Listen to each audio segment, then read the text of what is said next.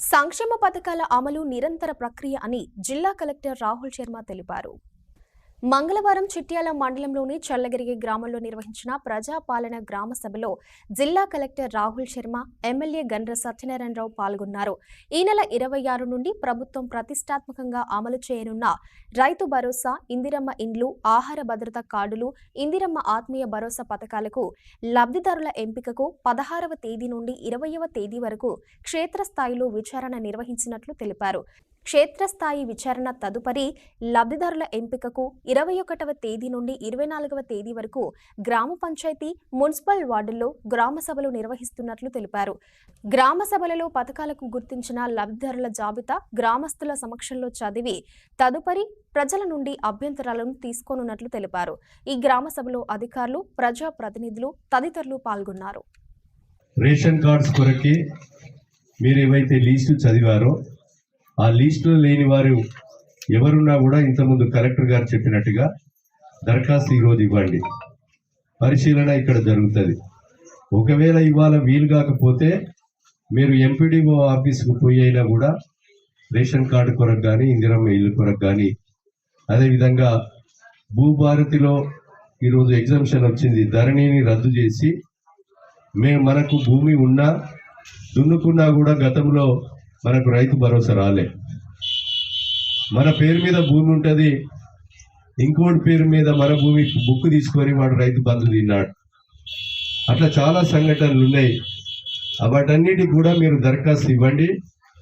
ప్రభుత్వము అసెంబ్లీలో బిల్లు పెట్టి గవర్నర్ ఆమోదం తీసుకొని దున్నుకునే రైతుకు పట్టాలు ఇచ్చి రైతు భరోసా ఇవ్వాలనే ఆలోచనలతో గౌరవనీయులు రాష్ట్ర ముఖ్యమంత్రి రేవంత్ రెడ్డి గారు బిల్లు తీసుకురావడం జరిగింది. మీరు ఆ బుక్ పాస్బుక్ ఇప్పిస్తాం. గతంలో పంటకు 5,000 రూపాయలు ఉండి 1,000 రూపాయలు పెంచి సంవత్సరానికి 2 పంటలకు 12,000 రూపాయలు మీకు రైతు భరోసాలో అందించడం జరుగుతుందని ఈ సందర్భంగా మీకు తెలియజేస్తున్నాం. సోదరులారా, అదేవిధంగా రైతు భరోసాలో మీరు దరఖాస్తులు స్వీకరియండి. జాబ్ కార్డు ఉండి భూమి లేని నిరుపేదలకు నెలకు 1,000 రూపాయలు ఇస్తాం, సంవత్సరానికి 12,000 రూపాయలు మీ ఖాతాలో జమ చేస్తామని చెప్పాం. జాబ్ కార్డు ఉండి రైతు భరోసా రాని వాళ్ళు, భూమి లేని నిరుపేదలు ఎవరైతే ఉంటారో ఈ గ్రామ సభలలో లీజు చూసిన తర్వాత మీరు నిరుపేదలకు లీజు చదివినా వీళ్ళకి భూమి ఉన్నది అని చెప్పండి. ఇందిరమ్మ లీజు చదివేటప్పుడు కూడా వీళ్ళకి భూమి ఉన్నది, ఇల్లున్నది అని చెప్పండి.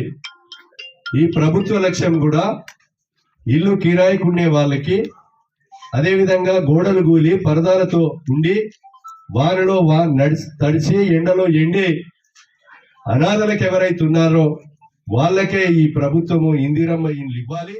ఈ గ్రామంలో ఇది మనం గ్రామ సభ ఏర్పాటు చేయడం జరిగింది. సో బేసికల్లీ మొత్తం జిల్లాలో మనం 64 విలేజెస్లో గ్రామ సభ నడుస్తుంది ఈరోజు. సిమిలర్గా మున్సిపాలిటీలో కూడా 8 వార్డులో మనం వార్డ్ సభ జరుగుతుంది. సో ఈరోజు ఈ గ్రామ సభకి మెయిన్ ఉద్దేశం ఏముంది ఇది మీకు ఎక్స్ప్లెయిన్ చేస్తాం.